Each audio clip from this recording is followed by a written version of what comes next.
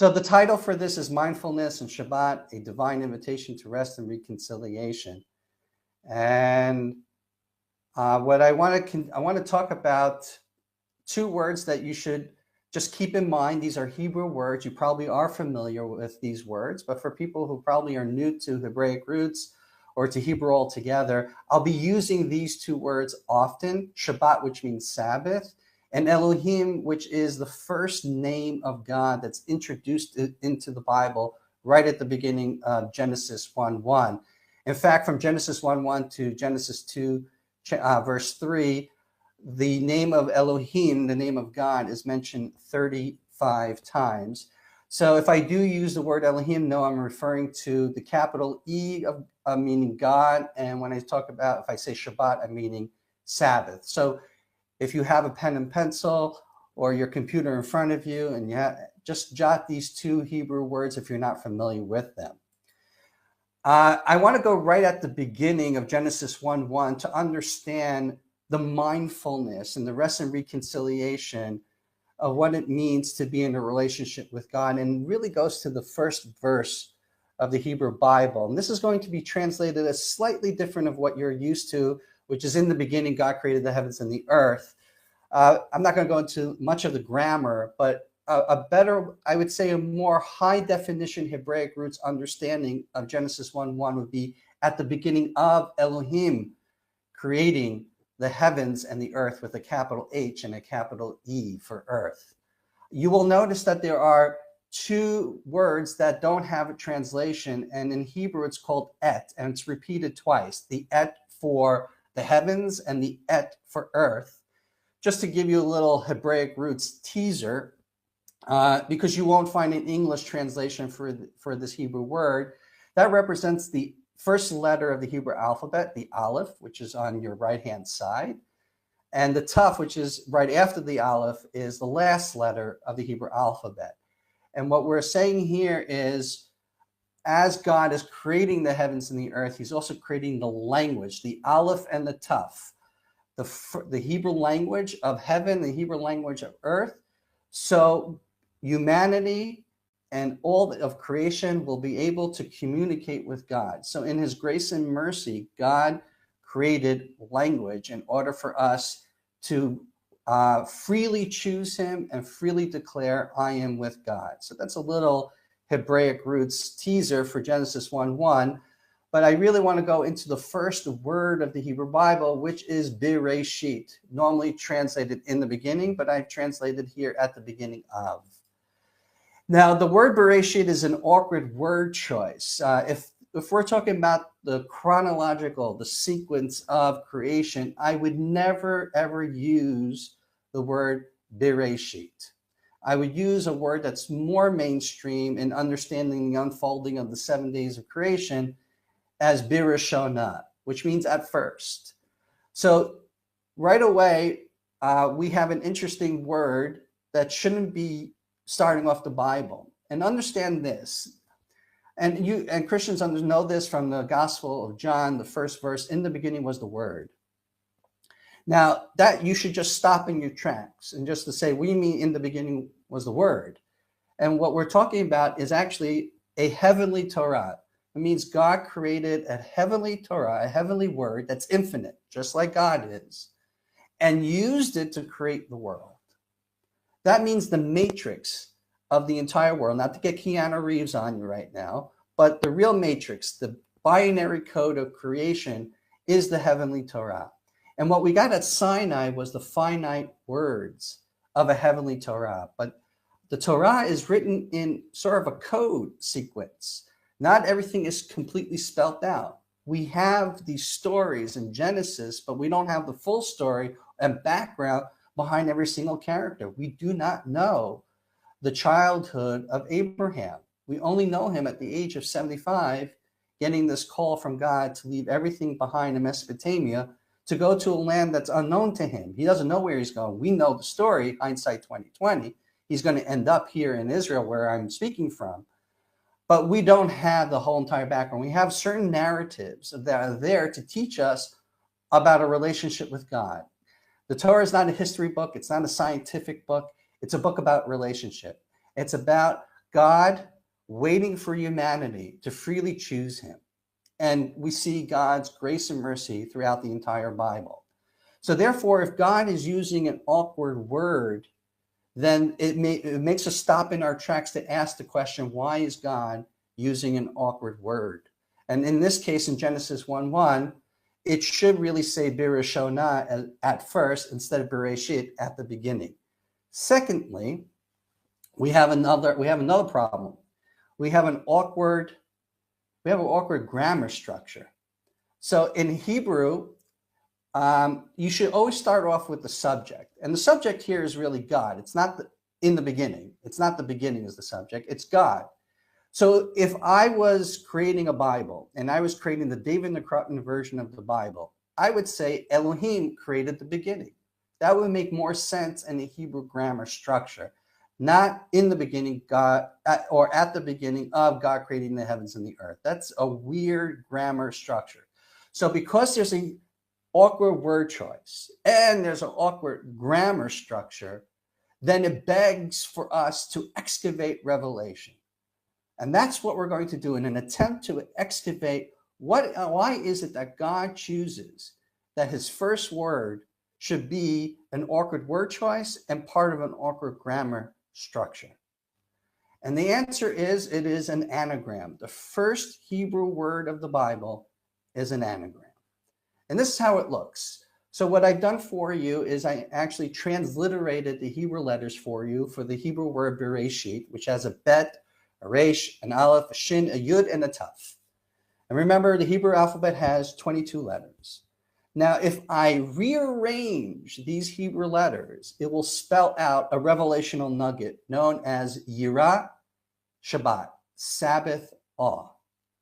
So I'm going to show you in a different way how we did this. We took the bet and the yud and we switched it, divided up the three letters into one word, the three other letters, to Yirah Shabbat.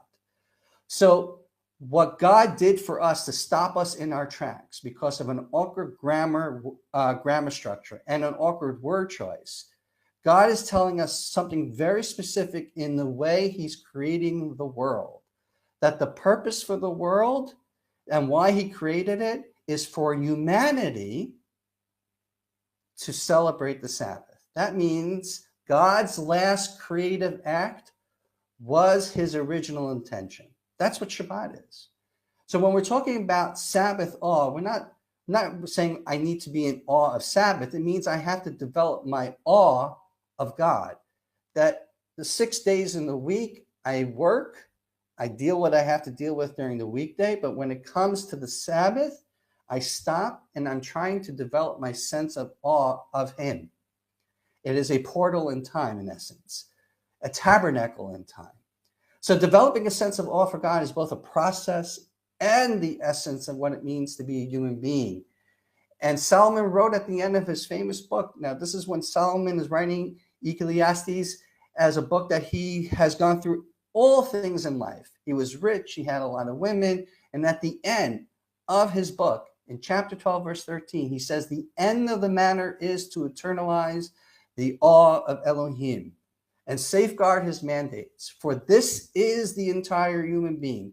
What does it mean to be a human being from Solomon's perspective is to internalize our awe of God. It's a huge concept. I mean, I would think what differentiates me from the animal kingdom is my education, my intellect, my intellectual knowledge, and my language.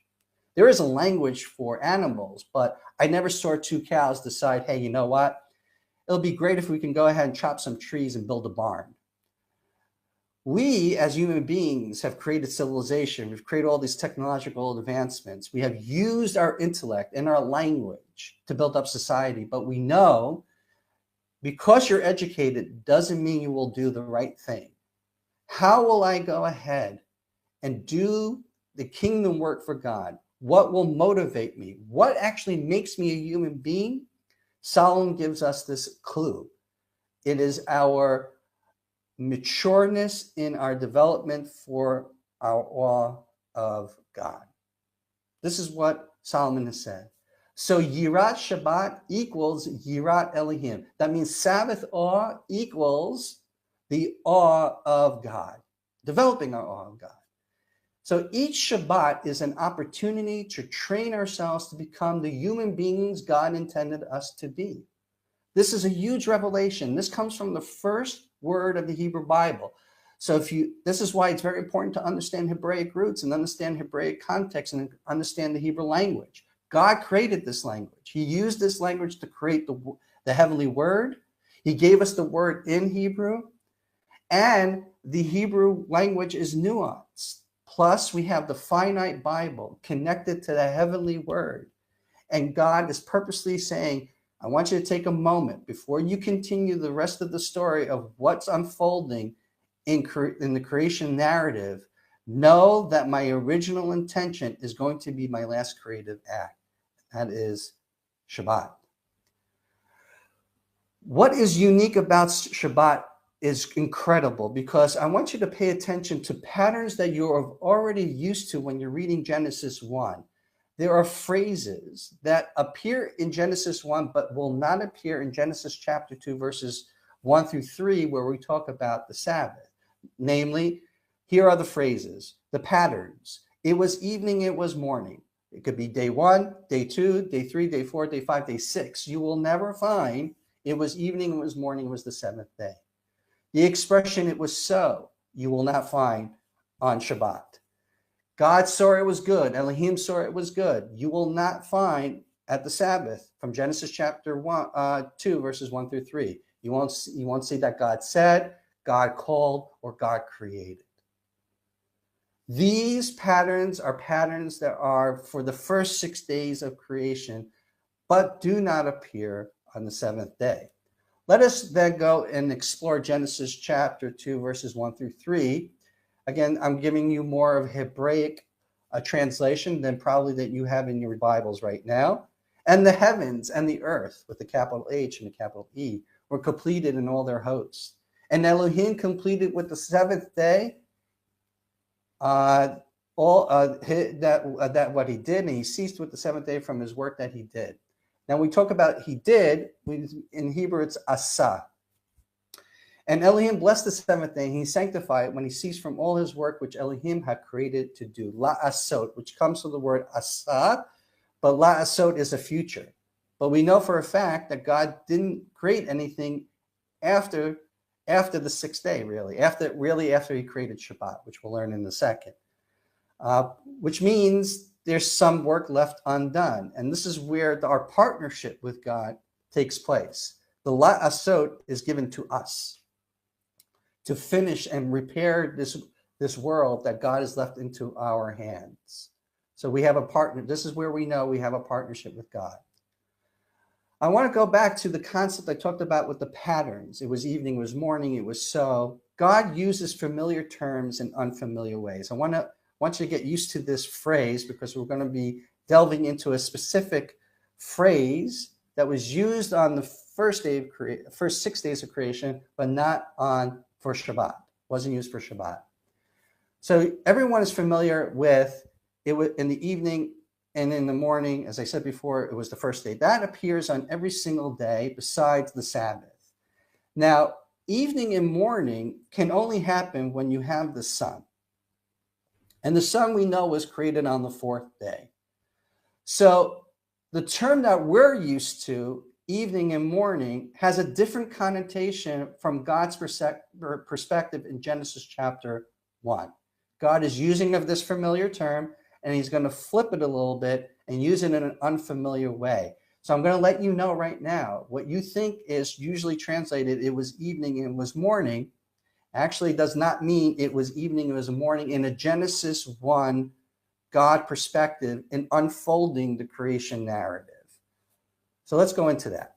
So we already know that Erev, here's another Hebrew word. So we have Shabbat, we have Elohim. I want you to now take your pen and pencil or your computer, just to add another word into your vocabulary called Erev, which usually means evening, and Boker means morning. Dr. Lee knows these words very well, because every time he comes to Israel, he will say Erev Tov, good evening, or Boker Tov, good morning. That is a post-Genesis chapter 1 translation.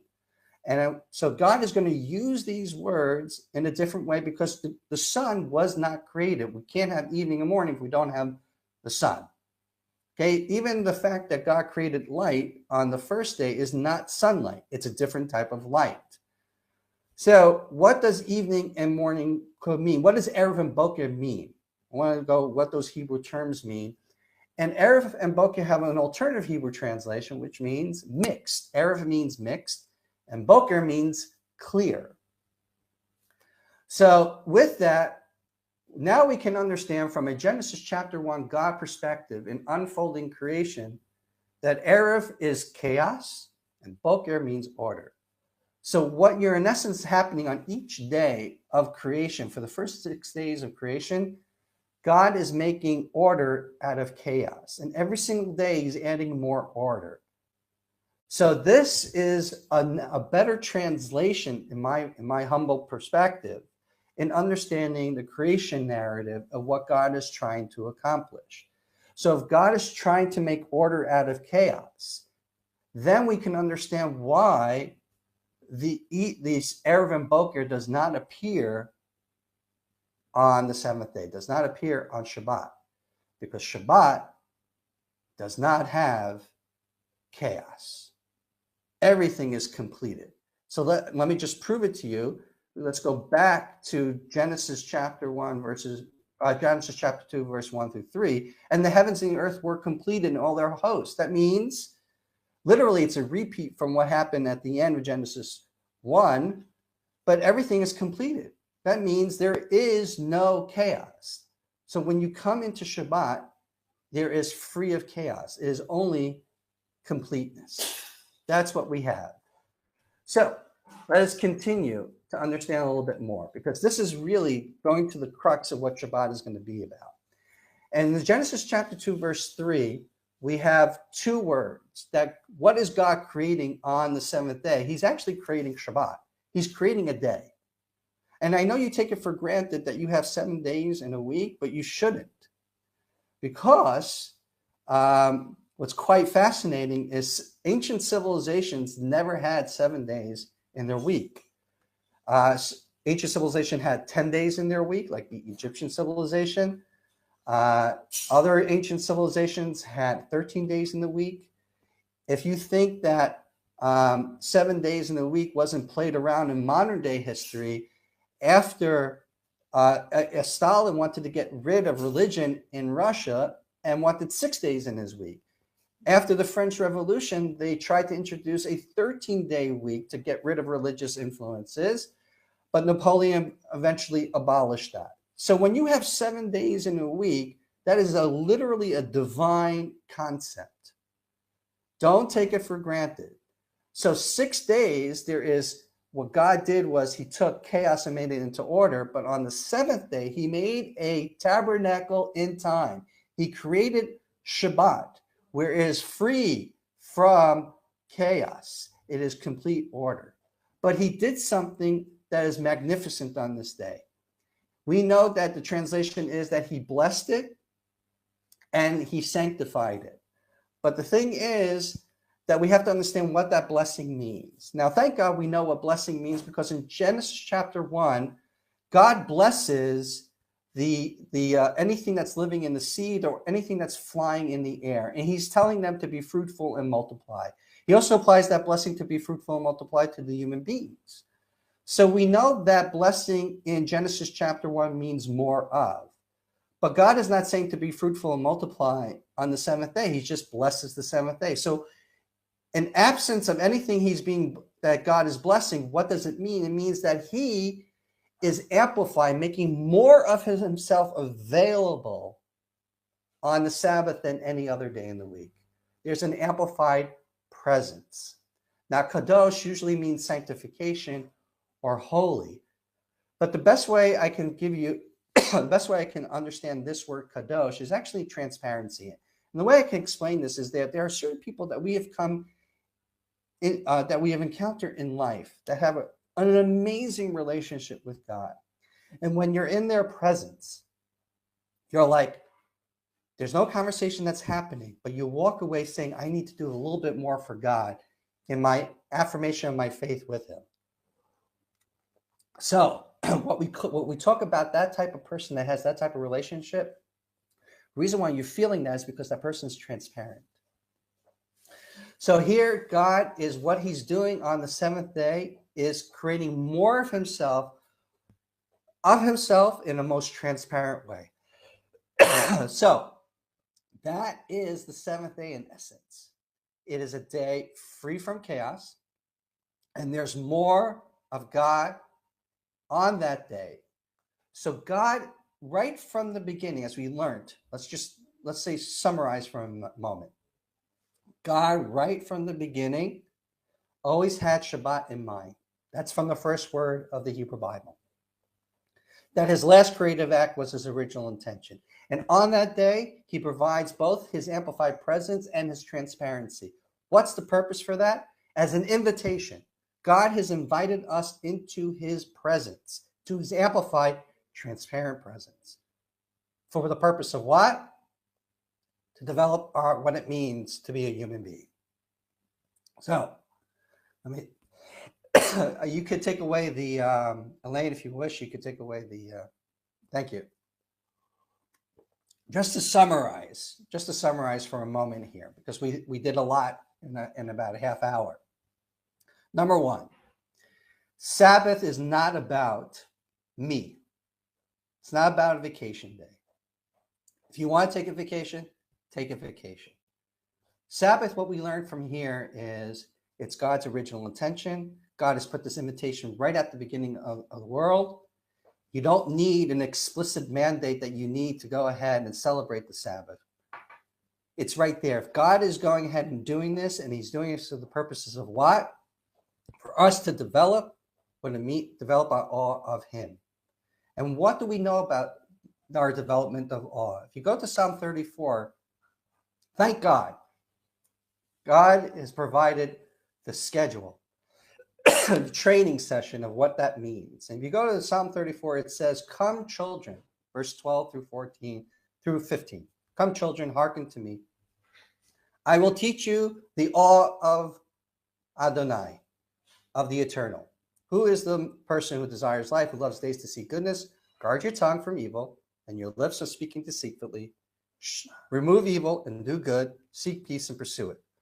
4 aspects of what it means to develop your awe of God. And the first one is guard your tongue from evil, your lips from speaking deceitfully. What this really means is that we have to put a 24-hour security system on our mouth. Why? Just like God created the world and created life with his word, we also know what it means that we use our language could also destroy a person. It could destroy the world. So the first thing we have to do if we're going to be like God and develop our awe of him is we have to take in consideration our words. And so that means when we come to the Sabbath, our talk, our discussions on the Sabbath has to be something that uplifts people.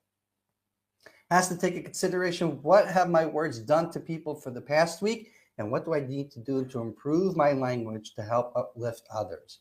We don't have much time to go into any other aspects of the training manual, but I encourage you to review Psalm 34 to understand more what it means to be in the development of your awe of God. And with that, I'm going to ask Brad to come on and continue the discussion. Which Brad? Sure, who's there? Thank you. Thank you, David, for that lecture. We appreciated that, and it's an honor to have you to deliver that first Dwight Pryor Memorial Lecture. Now, when we talk about Shabbat, just for conversation, and Professor Brad Young is there, it was given on Mount Sinai in Exodus 31. Is that correct? No, I'm saying to you that Sabbath is right at the beginning of creation. Yeah. Right at the beginning of creation. What happens at Sinai is that the people of Israel now are having a different stewardship with the Sabbath. Okay. Okay. The stewardship will be in reflection ultimately of what happens with the tabernacle, okay, which we don't have much to go into right now. Sure. But the invitation is for all of humanity. So I'm not saying that people have to do an Orthodox Jewish practice of the Sabbath, because that's not what you're mandated to do. Jews have a different stewardship with the Sabbath that's different than the rest of the world, which is more related to the tabernacle than anything else. Okay. But this is the point. The point is that most people think that Sabbath is about in the Ten Commandments. And I'm saying to you, it's prior to the Ten Commandments. It is, yes. It's right at the beginning of the world. There's no reason why God creates a separate day. It's not for him to go ahead and take a vacation, sit on the beach and sip Mai Tais. It's for us to go ahead and accept that invitation and proclaim that I accept this Sabbath as an affirmation of God the Creator and what he's doing in my life, and then I'm developing my sense of what it means to be a human being. It's powerful. And, yes, Brad. Professor, come in. Oh, this is so wonderful. I've enjoyed this presentation and this discussion. What came to me is what Jesus said: the Sabbath was made for man. Now, most people don't realize that when he said the Sabbath was made for man, that it goes back to Genesis 1. Because after God created the wonderful world, the garden, the heavens, the earth, this beautiful place, he said, and this is mindfulness, this is very powerful mindfulness, come celebrate Shabbat with me. Man was created on the eve of Shabbat, on the eve of Sabbath. And one of the wonderful things I think that we experience in Jerusalem, and of course, this would happen in every Jewish community, is on Friday, you'll be hearing people say, Shabbat Shalom. And one of the first words we study when we begin with Jewish roots is Shalom. It means so much more than peace. It means completeness, a time of spiritual renewal, mindfulness, that you will have the right kavanah for the day, for the week, every week, to have this time with family, to renew yourself. But to think that this Sabbath experience was created for every human being. And then, sometimes it can become such a burden, or there's some other things. Jesus was, I think, very much a part of the school of Hillel and many others that wanted to make the Sabbath a joy, a delight, not to make it a burden. And I think what David is saying is that there is such a great way in seeing the universal call of Sabbath for all people, that we need times of rest and restoration, that we can come together as a family and enjoy that real shalom. And I think in mindfulness, there is a part of shalom. When we talk about the marketplace, sometimes a businessman needs to take a time for mindfulness to reconnect with God, disconnect from all the distractions, but to really reconnect with God and have that foundation for mindfulness in the marketplace. This is interesting, because when we think of Exodus in 31 on Mount Sinai, and God, meets up with Moses, and he talks about the Shabbat. God gives the Shabbat as a sign of the covenant between me and you, and then he gives the 2 tablets of stone inscribed by the finger of God.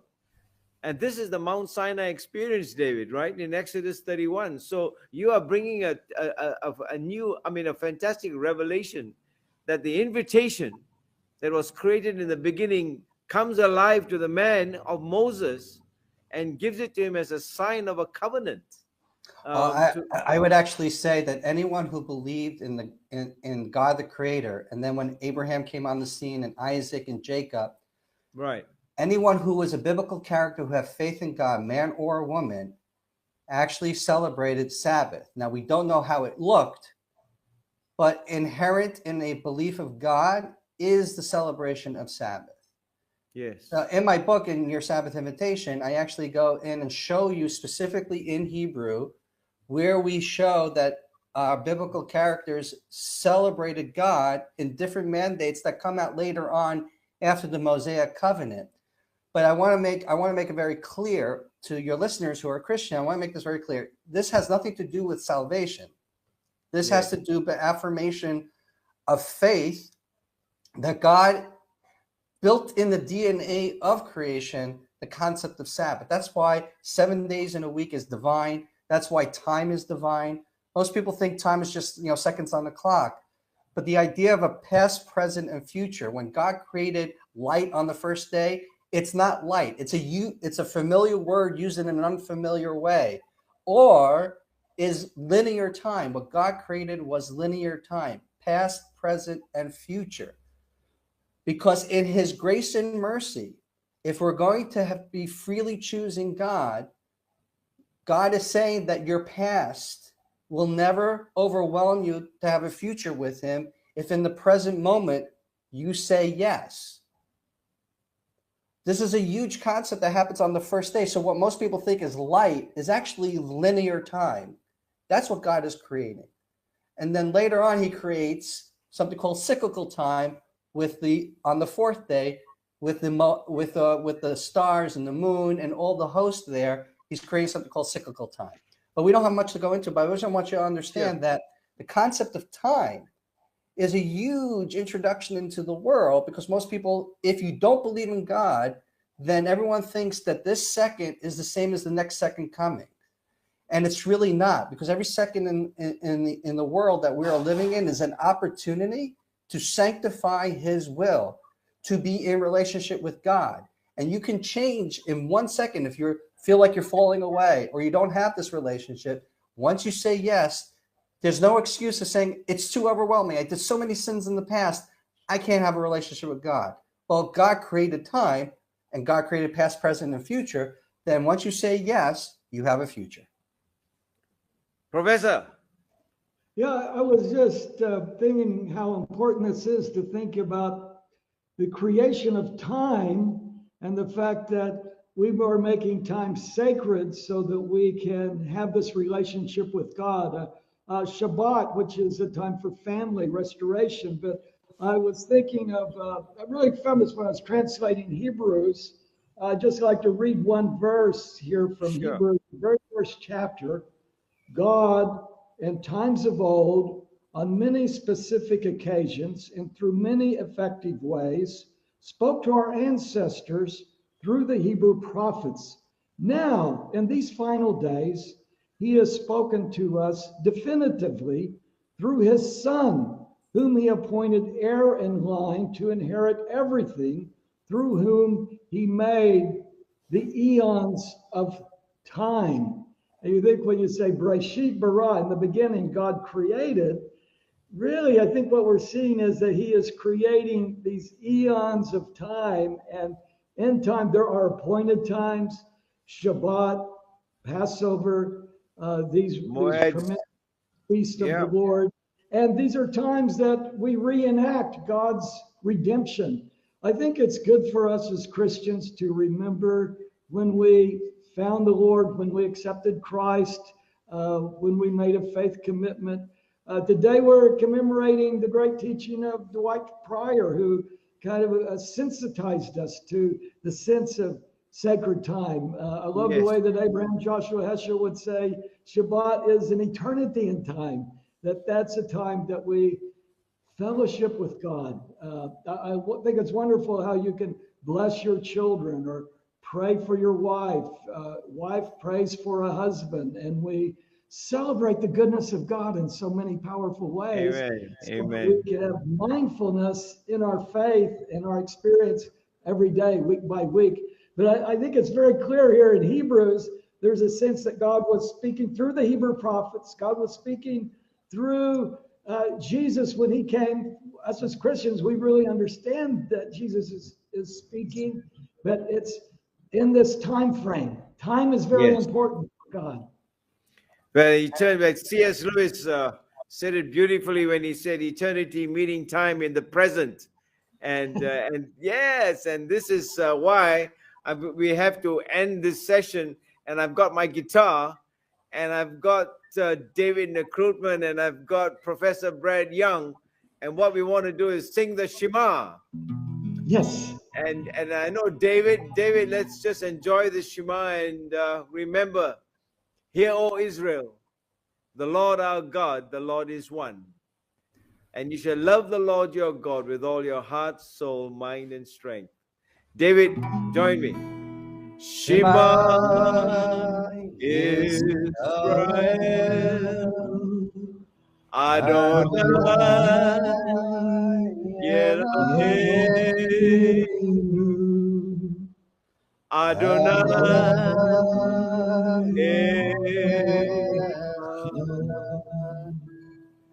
Baruch Shem Mahuto Leolam.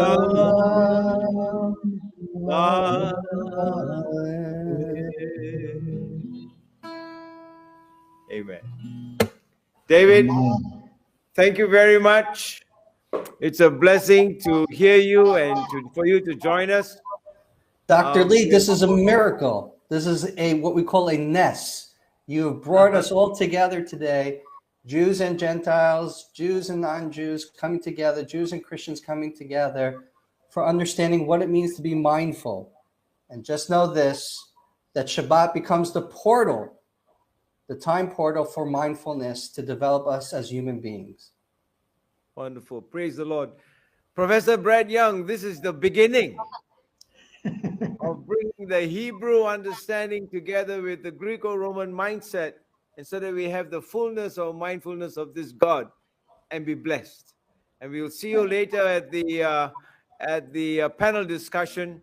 And this will be a really mindful moment as we come back to finding out who we are in Christ and what is our finding our meaning and purpose to live this life in honor of Him. David, once again, bless you. Thank you from all of us here around the world to Israel. We are praying for Jerusalem. We are praying for Israel. Bless you and keep you.